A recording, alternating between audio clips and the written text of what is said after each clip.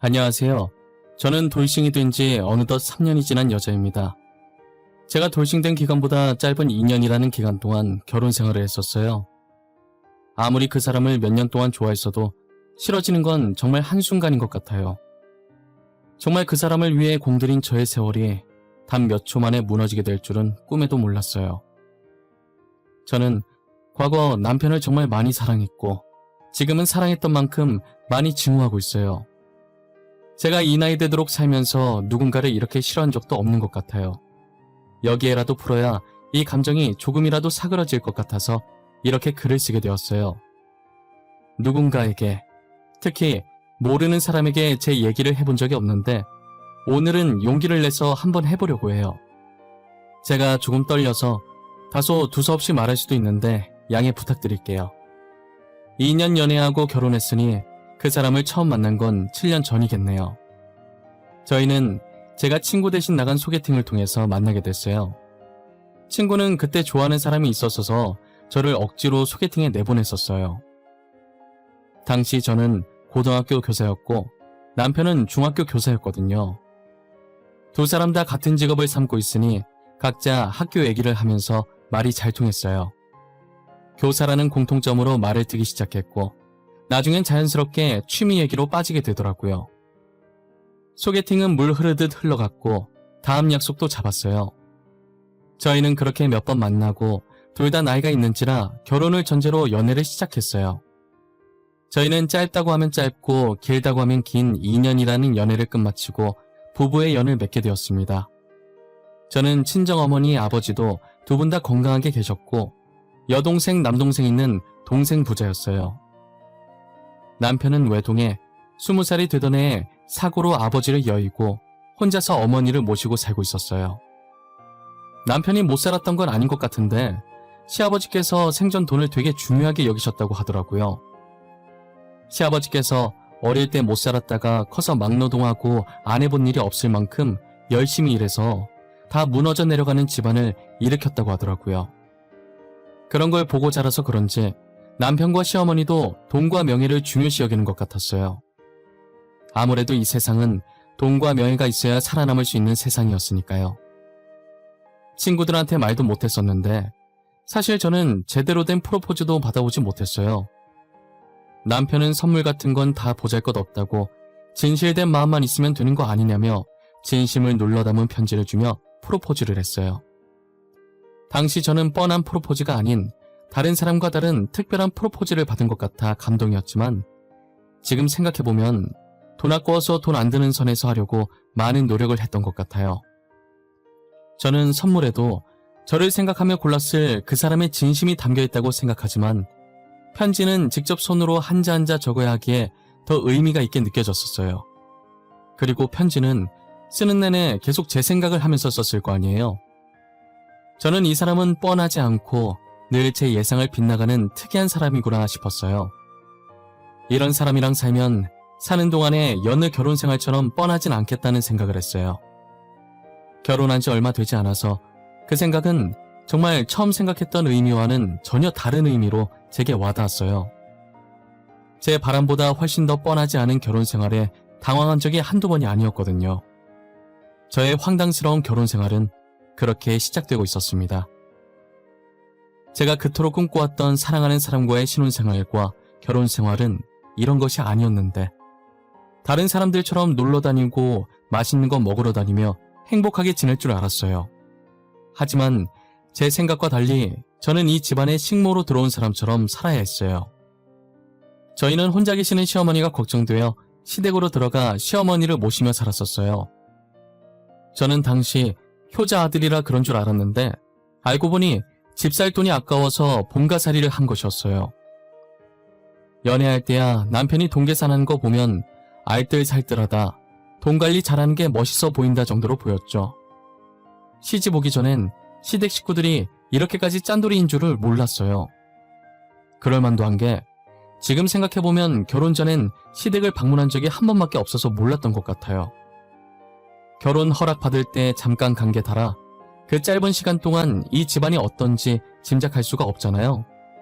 그렇다고 제가 초면에 집안을 이리저리 둘러볼 수도 없는 노릇이니까요. 연애 시절엔 뭘 해도 다 좋아 보일 시기니까 돈 아끼자는 말을 입에 달고 다녀도 아무 생각이 없었어요. 저는 뭐가 됐든 남편과 함께라는 자체가 좋아서 남편이 하자는 대로 다 해줬었죠. 남들보다 근사하지 못한 데이트를 해도 그저 좋았었어요. 오히려 벌써부터 돈 관리가 확실한 남편이 자랑스러웠어요. 하지만 그 생각도 결혼과 동시에 유리 깨지듯 산산조각이 나버렸어요. 저는 돈을 그렇게 못 버는 것도 아닌데 강제로 허리띠를 졸라매야 했어요. 저도 사치하는 편은 아니라서 명품 가방 하나조차 없는데 그나마 돈을 쓰는 게 화장품이었거든요. 피부가 워낙 예민해서 싸구려 화장품은 절대 못 쓴단 말이에요. 그래서 제가 쓰는 화장품들을 보면 다른 화장품들보다 가격대가 조금 비싸요. 아가씨 시절엔 어차피 돈을 벌고 저 혼자 쓰는 돈이니까 아낌없이 발랐었어요. 하지만 결혼함과 동시에 그 화장품들을 쪼개고 쪼개서 정말 조금씩 써야 했죠. 화장품 다 써서 사려고 하면 남편과 시어머니의 혼잣말 같은 잔소리를 몇 시간이나 들어야 했거든요. 이렇게 제 돈으로 사는 건데도 제가 눈치를 봐야 하는 지경이었어요. 이렇게는 안 될 것 같아서 생활비도 드리고 용돈도 따로 챙겨드리니 제가 제 돈 쓰는 거엔 신경 안 쓰셨으면 좋겠다고 딱 잘라서 이야기했어요. 아무래도 제가 생활비와 용돈을 넉넉히 드리는 편이니 찍소리도 못 하시더라고요. 저는 결혼한 후 원래 가지고 있던 카드들을 모조리 없앴어요. 시댁 식구들은 무조건 현금을 사용했고 과소비의 원인인 카드는 절대 금지였거든요. 그리고 항상 남편의 가방 속엔 계산기가 들어있었어요. 돈 얘기가 나오면 무조건 계산기부터 꺼내서 두들겨요. 저는 같이 살다 보니 계산기에 노이로제가 걸려서 이제는 계산기를 쳐다도 보기 싫어요. 꼬깃꼬깃 주머니 속에서 현금을 꺼내는 것도 더 이상 하기 싫어요. 그리고 현금 계산하면서 민망했던 적이 한 번 있었어요. 제가 택시 탈 때 주로 카드로 계산했었지만 가끔 현금으로 계산하면 거스름돈 얼마 안 나올 땐 그냥 안 받고 기사님께 가시는 길에 커피라도 사드시라고 하고 안 받거든요. 그런데 남편은 동전 10원 단위까지 정확하게 다 받고 나오는 거예요. 저는 남편이 지폐는 무조건 받을 걸 알기에 동전이라도 받지 말자고 기사님 고생하시는데 자판기 커피라도 마시라고 하자 해도 요지부동이었어요. 여보, 그냥 동전은 받지 말자. 기사님들 얼마나 고생하시는데 가시는 길에 자판기 커피라도 드시라고 하자. 응? 땅 파면 820원이 나와? 우리가 매일 돈을 놨냐고. 우리도 고생해서 힘들게 돈 버는 거야. 원래 택시 안 타려고 했는데 당신이 다리 아파서 죽겠다는 소리 내서 겨우 탄 거구만. 그럼요. 세상에 고생 안 하고 돈 버는 사람이 어디 있겠어요. 다 힘들게 사는 거죠. 남편분께서 되게 알뜰살뜰 하시네요. 지금 10원짜리가 없어서 여기 850원 있습니다. 저 10원짜리 있어요. 30원 드릴게요. 같이 힘들게 돈 버는데 20원도 소중하죠. 그럼 수고하세요. 저는 가끔 남편이 이렇게 융통성 없이 나올 때마다 한숨밖에 안 나오더라고요. 괜히 제가 너무 민망하고 쥐구멍이라도 있으면 당장이라도 쥐구멍으로 달려가서 차라리 쥐들이랑 같이 사는 게 더 마음 편할 것 같았어요. 남편도 저런데 시어머니는 어떻게 해요? 핏줄은 못 속인다고 누가 더 나은지 안 나은지 우열을 가릴 수 없을 만큼 모제가 아주 똑같았어요. 제가 시어머니 생신이라고 해서 큰맘 먹고 비싼 스카프를 사서 갔었어요. 시어머니 성격에 돈 아깝다고 이런 걸 왜 사오냐고 싫은 소리 하시는 거 아닌가 걱정했는데 제 걱정과 달리 이제껏 본 적 없는 미소를 지으시며 스카프를 두르더니 잘 어울리냐고 물어보더라고요. 며느리 하나 잘 뒀다고 어떻게 이렇게 이쁜 걸 사줄 수 있냐고 너무 고맙다고 하더라고요. 또 돈 썼다고 잔소리 들을까봐 걱정했는데 좋아해 주시니 덩달아 저도 기분이 좋았어요. 그때가 초가을이라 살짝 쌀쌀했었거든요. 이런 날 감기 걸리기 십상이라 방을 조금 따뜻하게 하려고 보일러를 틀었어요. 제가 보일러를 틀자마자 시어머니께서 달려와서 제 손을 탁 쳐내시더니 다시 보일러를 끄는 거예요. 어머니, 왜 그러세요? 지금 일교차가 심해서 이런 날 감기 걸리기 쉬워요. 혹시나 어머님 감기 걸리실까봐 보일러 잠깐 틀려고 한 건데. 예. 너는 지금 가스비가 얼마인지나 알고 그러는 거니? 나는 보일러 안 틀어도 괜찮으니 너는 추우면 옷도 껴입거라. 그래 여보, 지금 가스비 장난 아니야. 나는 그래서 미리 겨울옷 다 빼놨어. 요즘 안 그래도 날씨가 쌀쌀한 것 같아서 저녁엔 좀 더 껴입고 자게. 시댁 식구들은 가스비 하나에도 저렇게 목숨을 걸고 자신들이 추위를 감수하며 살았어요. 남편과 제가 돈을 버는데 도대체 왜 사서 고생을 하는지 모르겠더라고요. 제가 준 선물도 자신들 돈 든 게 아니라서 좋아한 것 같아요. 시댁 식구의 짠돌이 근성은 보일러뿐만이 아니었어요. 화장실이나 거실에 있는 휴지 한 칸도 허투루 쓰지 못하게 했고 물티슈도 마음대로 못 썼어요. 자기들끼리 아예 상황에 맞게 써야 할 휴지 칸수도 정해놨더라고요. 그리고 화장실 수압이 너무 약하고 물도 너무 적게 내려와서 고장난 줄 알고 사람을 불러야 하나 싶다가 남편과 시어머니 성격에 변기에도 무슨 짓을 했을 게 분명하다는 생각에 변기 뚜껑을 열었어요. 아니나 다를까 수도세 아끼려고 변기 안에 벽돌을 넣어 놓으셨더라고요. 그런데 하나가 아니라 넣을 수 있을 만큼 최대한으로 양껏 넣어놨더라고요. 여러분들이 그 모습을 실제로 봤어야 하는데 저는 변기 속 벽돌과 대면하는 순간 기가 찼습니다. 아무리 수도세 아끼려고 한 것이지만 이건 진짜 너무하다는 생각도 들었어요. 그래서 거기서 그나마 작은 벽돌 하나를 남편과 시어머니 몰래 빼버렸어요. 변기도 이렇게 해놓는데 당연히 저희가 씻는 것도 마음대로 못했죠. 목욕을 하려고 하면 시댁 식구가 정해놓은 물만큼만 통에 받아서 쓸 수 있었어요. 아무래도 그 물로 몸도 씻고 머리도 감아야 하니 머리 감으면서 머리 헹굴 때 물이 몸까지 쓸려 내려오게 씻을 수밖에 없었어요.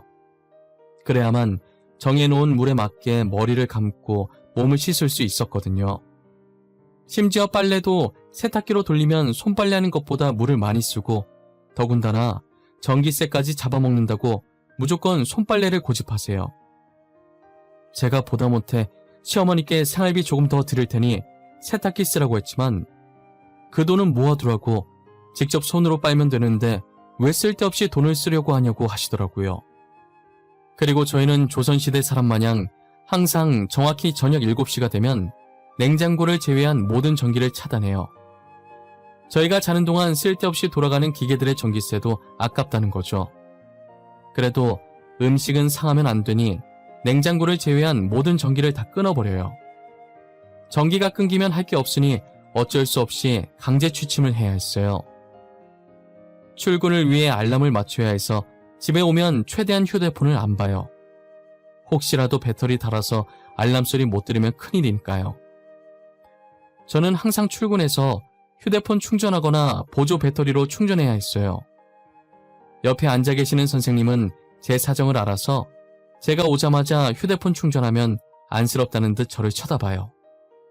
저는 하소연할 수 있는 사람이 옆자리 선생님과 친정 부모님 딱 3사람뿐이었어요. 한 달에 2번 정도 혼자서 친정에 가는데 갈 때마다 친정 부모님한테 하소연을 해요. 친정어머니는 시어머니께서 나이가 있으신 분이니 어쩔 수 없다고 이해하라고 하더라고요. 주영아 어쩌겠어. 너네 시어머니께서 나이가 조금 있으시잖니. 결혼해서 그 집안 사람 됐으면 너가 참고 이해해야 하지 않겠니? 엄마, 나 결혼 괜히 한 것 같아. 남편도 만만치 않아. 연애할 때는 알뜰한 게 보기 좋았거든? 요즘 사람들 돈 흥청망청 쓰는 사람 많으니까. 근데 이건 해도 해도 너무 심한 것 같아. 아무래도 이 서방이 사돈을 보고 자라면서 배운 게 절약하는 것이니 그렇게 크는 건 당연한 거 아니겠어. 그래도 돈 펑펑 쓰는 것보단 낫잖아. 아, 엄마. 며칠 전에 내가 500원짜리 껌을 하나 샀었거든? 직업 특성상 말을 많이 하니까 입에서 단내가 나는 거야.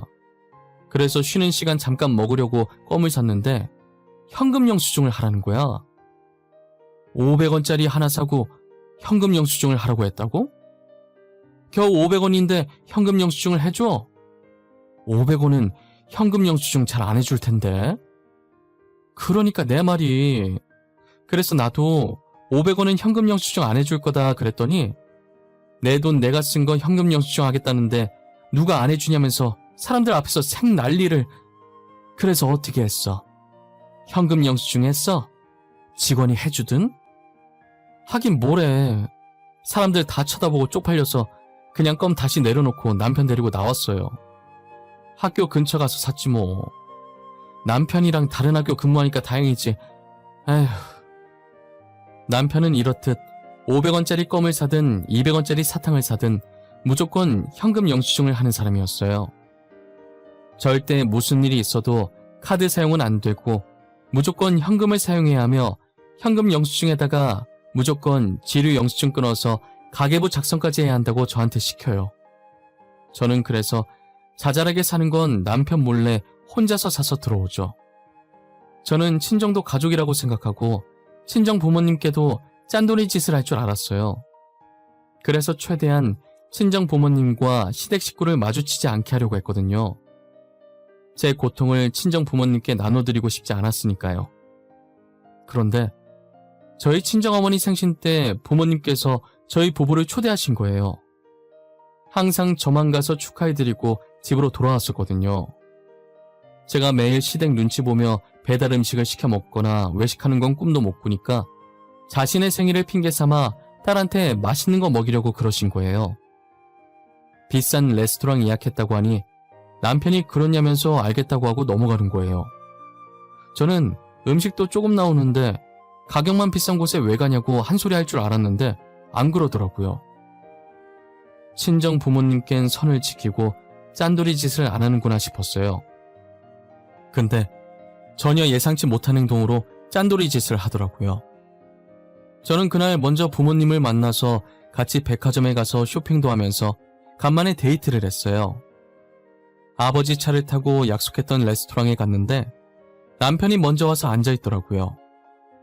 저는 남편이 보이자 반가운 마음에 웃으면서 손을 흔들려고 했는데 화장실에서 시어머니께서 나오시더니 남편 옆에 앉는 게 아니겠어요? 저는 무슨 상황인지 사태 파악이 안 돼서 친정 부모님을 쳐다보니 난처하다는 듯 웃더라고요. 알고 보니 남편이 친정 부모님께 시어머니도 나름 가족인데 같이 축하해드리면 어떠냐고 말해서 시어머니도 데리고 온 거예요. 친정 부모님 입장에선 축하해주겠다는데 거절하면 꼴이 이상하니 허락을 하신 거고요. 저 두 사람은 어차피 자기들이 돈 쓰는 거 아니니 이참에 뽕을 뽑으려고 한 거예요. 그리고 남편은 친정에서 주는 값비싼 물건들도 넙죽넙죽 잘 받았어요. 그러면서 자기 어머니도 이런 거 하면 잘 어울릴 것 같다면서 혼잣말인 것처럼 말해서 은근슬쩍 시어머니 것도 바랄 때가 있었죠. 본인 돈만 아니면 뭐든 오케이인 사람들이었어요. 저는 그것까지도 다 이해할 수 있었어요. 아무래도 시아버지께서 지독한 가난을 끝내주셨는데 다시 예전으로 돌아가게 만들 순 없으니 그렇게 돈에 집착한다는 걸 알고 그럴 수 있다고 생각해요. 모든 걸 다 이해했었는데 결국 시댁 식구는 선을 넘고 말더라고요. 때는 저희 어머니께서 집안 청소를 하시다가 쓰러지셔서 병원에 입원했을 때였었어요. 친정어머니께서는 평소에도 청소하시는 걸 좋아하셨었어요. 그래서 청소를 자주 하셨었는데 그날은 정말 날을 잡고 대청소를 하셨더라고요. 먼저 화장실 바닥에 락스를 뿌려 놓으신 뒤에 다른 곳부터 청소를 하셨대요. 화장실 청소만 남아서 어머니께서 청소를 하러 들어가셨는데 바닥에 락스 뿌려놓은 걸 깜빡하고 그냥 들어가신 거예요. 친정어머니는 락스에 미끄러지셨고 쓰러질 때 머리가 바닥에 부딪혀 그대로 의식을 잃으셨어요. 잠깐 집 앞 마트 갔다 왔던 아버지께서 쓰러진 어머니를 발견하고 급하게 병원으로 이송했어요. 저는 아버지께 연락을 받고 놀라서 수업하다 말고 병원으로 향했어요. 제가 도착하니 어머니는 이미 수술실에 들어가셨고 아버지는 수술실 앞에서 서성이고 계시더라고요. 남편도 제게 소식을 듣고 병원으로 한 걸음에 달려왔어요. 몇 시간 만에 어머니는 수술실에서 나왔고 중환자실로 옮겨졌어요. 연세가 있으신지라 수술 후에도 의식을 못 찾고 사경을 헤매시더라고요. 아버지는 자기가 옆에 있었어야 했다면서 잠시 마트 갔던 자신을 탓하고 계시더라고요. 저는 아버지 탓이 아니라고 어쩔 수 없는 사고였다고 다독였어요. 저까지 슬퍼하면 안 될 것 같아서 눈물을 참았어요. 다른 지역 살던 동생들이 병원에 도착했고 동생들에게 어머니와 아버지를 맡기고 잠시 짐을 챙기러 병실을 나왔어요. 남편의 이해할 수 없는 행동은 그때부터 시작이었어요. 남편은 중환자실을 나오자마자 병원비 얘기부터 하더라고요. 여보, 장모님 병원비는 어떻게 해? 당신이 장녀니까 우리가 계산해야 돼?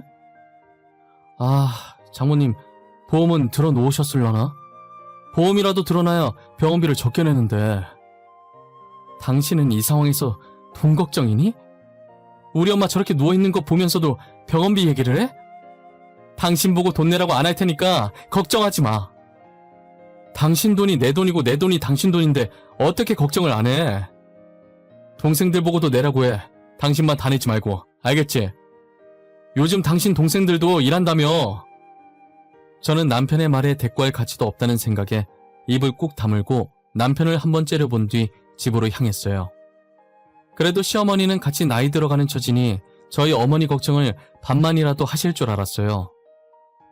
그런데 집에 가자마자 시어머니도 남편이랑 똑같이 저를 붙잡고 병원비 얘기부터 하더라고요.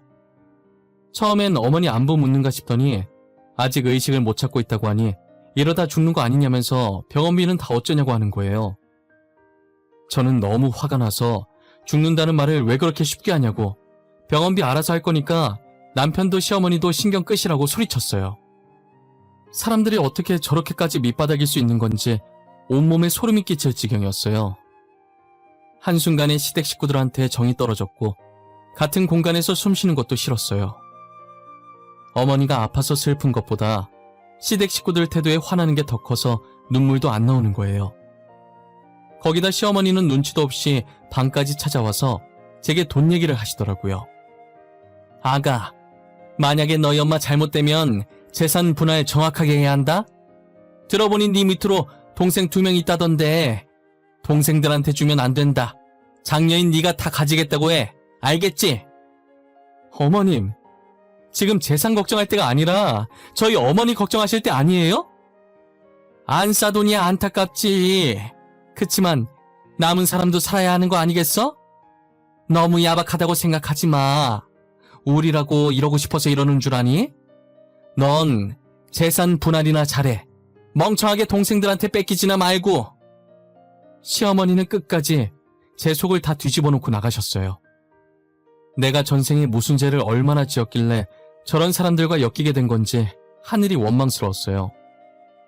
어떻게 가까운 사람이 생사를 오가고 있는 와중에 저렇게 돈밖에 모를 수 있을까요? 너무 짜증나서 제가 제 머리를 뜯고 있었는데 아버지께 전화가 왔더라고요. 갑자기 어머니가 발작을 한다고요. 저와 남편은 전화를 받고 병원으로 달려갔고 제가 도착했을 땐 어머니를 진정시키고 의사가 나오더라고요. 의사는 앞으로 3일이 고비라고 3일 동안 안 깨어나면 뇌사 판정한다고 하시는 거예요. 의사 말을 듣고 이번엔 남편이 저를 끌고 나와서 재산 얘기를 하더라고요. 어쩜 모자가 그리도 닮았는지 시어머니께서 제가 한 말을 토시 하나 빠뜨리지 않고 그대로 하더라고요. 저는 더 이상 이 집안에 남은 정도 없었고 미련도 없었어요. 친정어머니 문제만 해결하면 바로 이혼해야겠다고 마음먹었어요. 저는 어머니가 제발 의식을 찾아서 예전 모습으로 돌아왔으면 하는 마음을 담아 간절히 기도했어요. 하지만 신은 도대체 저한테 뭐가 그리도 화가 나셨는지 제 기도는 들어주시지 않았고 저희 친정어머니는 하루도 못 버티고 새벽에 다시 발작하시다가 결국 돌아가셨어요. 저는 급하게 장례식 알아보느라 바빠 죽겠는데 남편은 아직 재산 안 받았냐고 하는 거예요. 처음에는 한숨만 쉬고 남편을 무시했으나 제가 대답해 줄 때까지 쫓아다닐 기세로 제 뒤만 졸졸 따라다니더라고요. 당신 재산 받은 거 없어? 장모님 유언장 아직 안 받았어? 당신 장녀니까 당신한테 주신다지? 당신 재산 받은 거 있으면 조금만 나눠주라. 나도 사이잖아. 받을 권리 있는 거 아니야? 적당히 좀 해. 지금 뭐 하자는 거야? 가뜩이나 엄마 돌아가셔서 심란한데 왜 그래 정말? 제발 철 좀 들어라 인간아. 언제까지 계속 돈돈거릴 건데? 당신 죽어서도 돈돈거릴래? 너 치사하게 그럴래? 그게 아니라 우리 집 말이야. 10년도 더 된 집인데 리모델링 한번 할 때 됐잖아. 그런데 나한테 그런 큰돈이 어딨겠어? 어차피 당신도 같이 사는 집이고 재산 받은 거 있으면 3천 정도만 좀 주라. 리모델링 좋아하시네. 당신한테 줄 돈 따윈 없어. 그러니까 좋은 말로 할 때 그만해라. 도와줄 거 아니면 차라리 집에 가 있어. 사유는 진작에 죽고 없다고 할 테니까. 알겠어? 저는 돈 달라는 남편의 말에 싫다고 분명히 말했는데 결국 장례식까지 와서 계속 재산 얘기를 하더라고요. 혹시나 이런 모습을 친정아버지가 보시게 될까봐 조마조마하며 남편을 쳐냈어요. 그러다 아버지께서 화장실에 갔고 저는 그때 잠시 방심했던 거예요. 볼일 보러 가신 줄 알았는데 잠시 손만 씻으러 가신 거였어요. 화장실에서 나오신 아버지는 우연히 복도에서 남편이 제게 하는 얘기를 들으신 거예요. 아버지는 제가 말릴 틈도 없이 남편에게 가서 남편 뺨을 내리치셨어요. 방심한 상태에서 엄청난 힘으로 맞은 남편은 보기 좋게 나가 떨어졌어요. 아버지는 남편에게 삿대질을 하시며 다시는 우리 집안에 발도 들일 생각하지 말라고 하셨고 저를 보시더니 저딴 사이 필요 없으니까 당장 이혼하라며 저를 데리고 장례식장 안으로 들어갔어요. 와중에 남편은 뺨 맞고도 정신을 못 차렸는지 친정아버지 다리 붙잡고 자신한테도 재산 준다고 하라고 그러면 이혼하겠다고 울부짖더라고요. 저는 끝까지 밑바닥을 보이는 남편에게 오만정이 다 떨어졌고 친정아버지는 남편의 손을 뿌리치고 더러운 것 묻었다는 듯 다리를 털었어요. 저는 어머니 장례식을 마치자마자 남편과 이혼을 했어요. 재산 안 주면 이혼 안 하겠다고 버티는 통에 이혼 소송을 하게 됐죠. 긴 소송 끝에 판결은 저의 손을 들어주었고 아직 아이가 없는 탓에 위자료는 조금밖에 못 받았지만 소송을 통해 그동안 제가 받은 정신적 피해 보상으로 2천만 원을 받아냈어요. 아버지한테 그렇게 맞고 무서워서 친정 근처에도 안 올 것 같던 전 남편이 친정까지 찾아와서 제게 따지더라고요. 이혼에 위자료에 피해 보상까지 한 걸 알고 시어머니가 쓰러지셨다면서요. 야, 너 이제 어쩔 거야? 너 때문에 우리 엄마 쓰러졌는데 어떻게 할 거냐고! 너 우리 엄마 정신적으로 피해 입은 거 보상해줘야 할 거야. 내가 고소할 거니까! 백날 고소해봐라. 자기가 잘못해놓고 정신적 피해 보상 바란다고 하면 판사도 웃겨서 박장대소할 거다. 괜히 나대다가 쪽당하지 말고 그냥 꺼져. 너 정말 1억이야? 그래, 내가 잘못했다. 그런데 우리 엄마 입원해서 병원비 들게 생겼단 말이야. 나 알잖아. 나 당신한테 위자료 주고 돈 없는 거. 그래도 함께한 세월이 있는데 200만 원이라도 주면 안 돼? 아니, 100만 원이라도. 너는 똥 닦을 때도 휴지 한 칸만 쓰면서 그렇게 아껴놓고 그동안 돈 안 모으고 뭐 했니? 돈 쓸 구석이 전혀 없었는데 돈 안 모으고 뭐 했냐고. 주식으로 다 날렸어. 친구가 이번엔 진짜 대박 건수 잡았다 해서 모아둔 돈 다 투자했단 말이야. 그런데 이렇게 될 줄 누가 알았겠어? 당장 엄마 병원비 결제할 돈도 없어. 그러니까 제발 100만 원만, 어? 전 남편은 끝까지 100만 원만 달라며 제 바지가랑이를 붙잡고 매달렸어요. 저는 그간 같이 살았던 세월을 생각해서 지갑에 있던 10,000원짜리 10장을 던져주고 자리를 떠났어요. 와중에 돈 날아갈까 허겁지겁 돈 줍는 남편 모습을 보니 싫은 걸 넘어서 혐오감까지 들더라고요.